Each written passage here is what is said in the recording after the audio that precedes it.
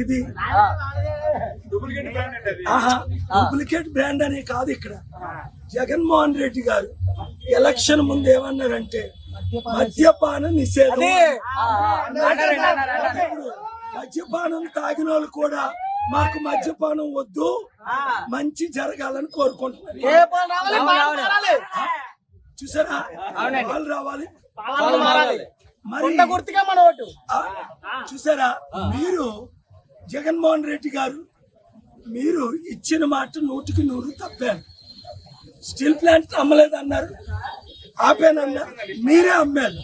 ఇప్పుడు చూడండి, 150 రూపాయలు డూప్లికేట్ డ్రింక్. ఇది రోజుకి 5-10 తాగి భార్య పిల్లల్ని కొట్టి అందులో ఒరిజినాలిటీ కూడా లేదని కొన్నాయనే చెప్తున్నాను, నేను చెప్పట్లేదు. కనుక ప్రజలారా, ఈ రాజకీయ నాయకులు దొంగల మాటలు నమ్మకండి.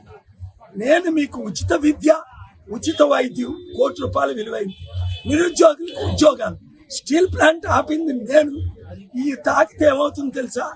మీకు బ్రెయిన్ డ్యామేజ్ అవుతుంది, కిడ్నీ డ్యామేజ్ అవుతుంది, లివర్ డ్యామేజ్. తాగిన చెప్తున్నారు, నేను కాదు, వీళ్ళందరూ లైన్ లో ఉన్నారు. కానీ అది నేను చెప్పట్లేదు ఈ మాట, కానీ ఇది అలవాటు అయిపోయి భార్యల్ని పిల్లల్ని కొడుతున్నారు. జీవితాలు సర్వనాశం. మీకేమో అమెరికన్ బ్రాండ్, మాకేమో లోకల్ బ్రాండ్. మళ్ళీ అందులో కూడా ఫోన్ పే లేవు. క్యాష్